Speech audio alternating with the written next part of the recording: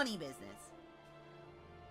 So remember when you wished getting over was more like Milgram and were disappointed that you only found out about it towards the end? No? Where's Milgram? Oh, that thingy. Wait, what? The Milgram experiment.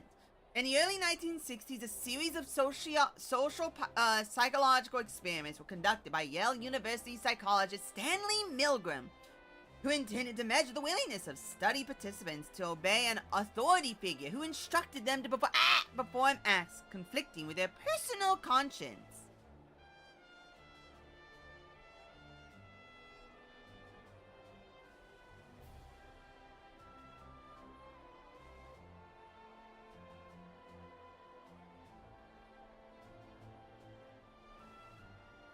This.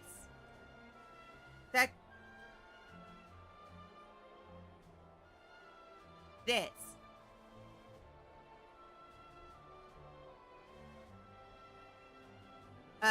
Participants were led to believe that they were assisting a fictitious experiment in which they had to administer electric shocks to a learner.